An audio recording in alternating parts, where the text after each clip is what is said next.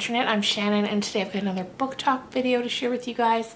And today we are talking about The Paris Apartment by Lucy Foley. Now this is the second book by Lucy Foley that I've read. The first was The Guest List. I did a book talk on that and I really enjoyed it. But let me tell you guys right off the bat, I loved this one. I loved it. So first, let me just read the blurb to you here on the back. It's very short, gets right into the heart of the matter, and I think it's a good jumping off point. So it says, meet the residents of number 12 Rue d'Amance, hope I'm saying that right, a beautiful old apartment building in the City of Light. The socialite, the nice guy, the alcoholic, the girl on the verge, and the concierge.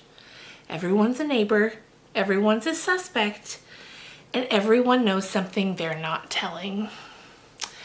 So I've been looking forward to this book for a while. As soon as I saw it kind of making the rounds on the lists of books to watch out for, I was like, okay, I'm ready for this.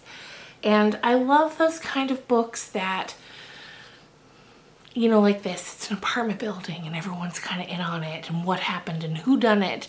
So I was very excited for this one and it did not disappoint. Even more so for me than The Guest List. I found the ending of The Guest List like just fine, but I like the ending of this. Even though I'd kind of pieced together a few of the puzzle pieces, I was still really satisfied with the payoff. And what I really love about what Lisa Foley did in this is when we do get to the end, if you've read this, you'll know what I'm talking about. There's one thing in particular that's never spelled out for you, you know? It's like the pieces are laid out and you put it together, but she doesn't beat you with it. It's like you'll know it, but it's not told to you. And I love that. I love when things aren't over-explained by an author. And I think Lucy did that really, really well in this book. So let's get into what it's about. Before there are any spoilers, I will let you know because I do not want to spoil anything for anybody. So this book is about a girl named Jess who is going to visit her half-brother Dan in Paris. He's got this really sweet setup, this great apartment in this beautiful building. And she calls him and she says, you know, I need to get out of town. She's from England. She's like, I need to get out of town. You've said if I need to, I can come visit you. Can I come? And he's kind of like, yeah, of course. Even though, you know, in his mind, he's like, I didn't think she'd ever take me up on it, but she's coming. So she travels, she gets there. Once she arrives, there's a message on her phone from him saying like, when you get here, buzz up, I'll come let you in. He reiterates the address. And then before he hangs up, she can sort of hear him get distracted by something and she can't quite pick out what he's saying, and then the line goes dead. So she gets there to the building and it's this like just big, beautiful, rustic old building in this, you can tell, very posh area of Paris. And she gets there, she rings the buzzer, there's no answer. She's like, what? He told me he'd be waiting up for me. So at first she figures he's probably fallen asleep. So she calls him, there's no answer. She tries to get the concierge to let her in, but she's like, no way am I letting you in. Which, you know, is the concierge's job. She's doing her job well by not letting this stranger in. So, but Jess she's crafty. She finds a way to get in and she gets up to his apartment and he's not there. And she's like, where is he? And immediately, well, not quite immediately. At first she's kind of like, well, maybe he had to run out for something. Maybe he got called away. But like, why isn't he answering his phone or even reading his texts? So she starts to get concerned. And right away she has encounters with people in the building. And the chapters are very short and they switch from perspective from Jess to, as it's listed on the back, the socialite, the nice guy, the alcoholic, the girl on the verge, and the concierge. So we get the concierge's point of view, and she's kind of like, this girl needs to get out of here. She doesn't know what's going on here. Like, it's all very dark and mysterious when it's her chapters. The socialite is this woman named Sophie. She lives up in the penthouse on the top floor of the building. She's very fancy, very rich, just very put together. We get to see her points of view. She has this little silver dog. We know that her husband is often in and out of town. And then the nice guy, his name is Nick.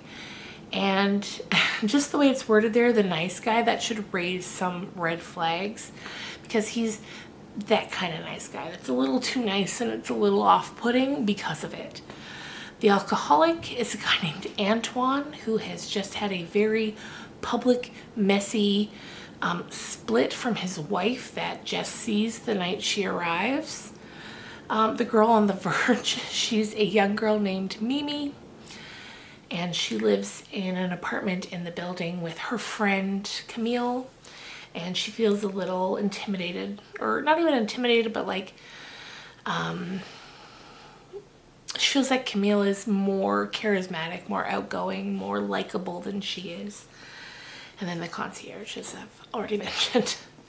So we get the split chapter point of views. Like I said, they're quick. It's a quick read in general, but the chapters are also short, which I love, because, you know, if you only have a minute or two to read in the day, you just want to jump in and read a couple chapters. You can do that with this book.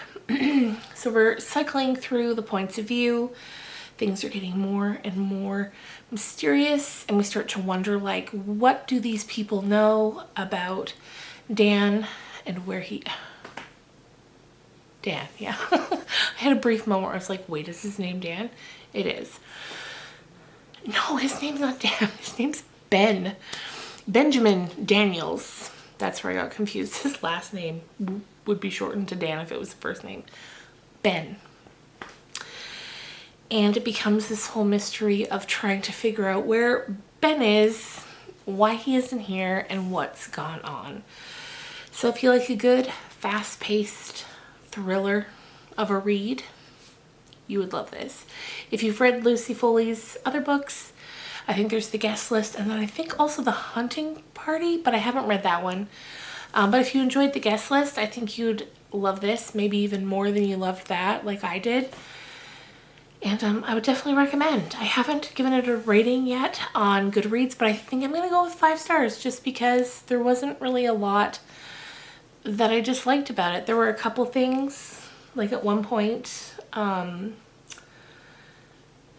Mimi, the young girl, is trying to get into Ben's computer, and on her second try she guesses his password, and I thought, that's pretty unlikely.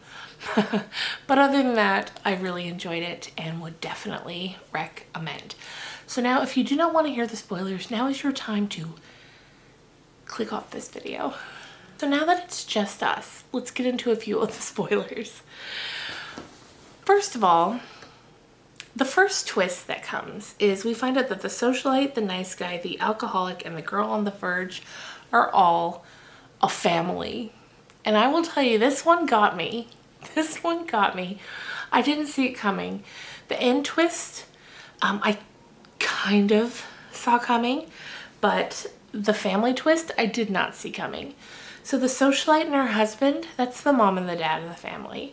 Then the nice guy, the alcoholic, and the girl on the verge, they are siblings. So that was the first one.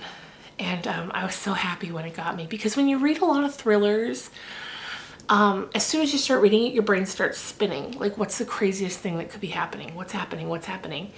And oftentimes, I'll either come up with what it is, or I'll come up with something crazier than what it is. And I did not piece that together, and I love that. I love that. So they're all a family. And so they all have a vested interest in each other and what happens to each other in this building. From there, we find out that Ben was in a messy situation with these people. Nick, the nice guy, he knew him growing up and then in college, and then they traveled abroad together.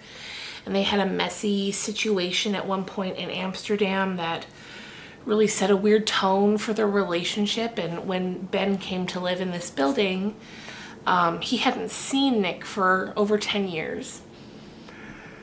Mimi, the girl on The Verge, she falls in love with Ben instantly as soon as she sees him, and she begins to build up a relationship in her head that they have that doesn't exist in reality.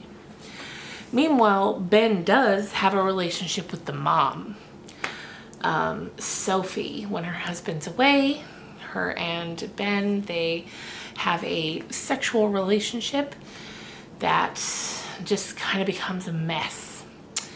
And from there, the big reveal that happens is Jess eventually finds Nick alive in sort of the attic sort of area, barely, but alive. And what we find out happens is one night, now of course I'm leaving out a ton of things that happen because we don't want to be here all night, and if you've already read it and you're here for the spoilers, then you already know. But one night, Mimi, who has become obsessed with Ben, watching him through the window all night, painting him in her room, it's a mess.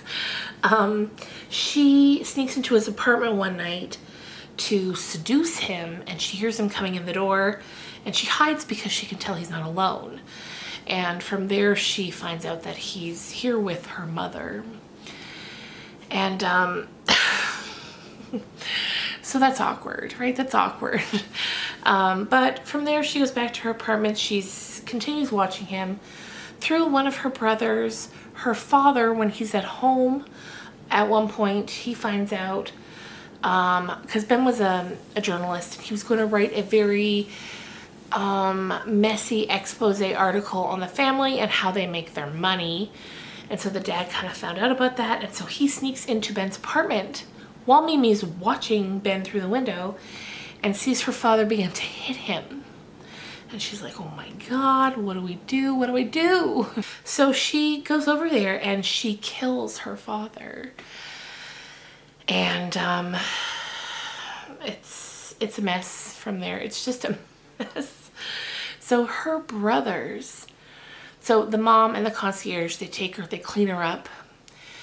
The mom, Sophie, she covers up the body. She tells her sons, her stepsons technically, but her sons, that it's Ben, that he's been murdered, and they take him out back and they bury him in the garden.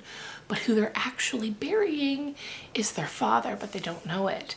Meanwhile, Sophie, who sees that Ben is alive, takes him upstairs into that chamber room, and she keeps him alive. She feeds him, she tends to him, and she keeps him alive. So when Jess finally finds him, that's what's going on. So then it's all just a mess. And then we get the ending where we see Jess going off to Rome, where she's rented an apartment. We don't really know what's happened to Ben. Doesn't really matter at this point. He was just kind of a catalyst, not really a character. We assume he's maybe gone back to London. Who knows? She's off to have an adventure in Rome. And then that's kind of the end of it. But yeah, like I said, I'm leaving a lot of stuff out because otherwise we'd be here all night and nobody wants that. But I would definitely recommend The Paris Apartment by Lucy Foley. I enjoyed it a great deal. It kept me turning the pages. It kept me guessing. And even as we got towards the end, I was like, is Ben dead? There was a moment I was like, if Ben's dead, I'm going to kind of be impressed with that. That, you know, she took that whole plunge and killed him off. But then I also did really like the bit where it was actually Jacques, the dad, who was killed. And I did have that in my mind. At one point I was like, oh, no. He's not on a way on business anymore. He's gone. But then I didn't know how it was all going to work out together. So I liked how that worked out. That he attacked Ben. Sophie was like, Mimi was like, took care of it. Which shows you how obsessed she was with Ben, because she would go so far as to kill her own father to protect him. So there we go, you guys. Let me know in the comments down below if you've read this book. I assume if you've gotten this far, you have read this book. Or you just wanted to hear it ended. But if you have read it, let me know what you thought. Have you read any other Lucy Foley books? Which one's your favorite? Give me all the information. I can't wait. And I will see you guys again real soon. Thanks for watching. Bye.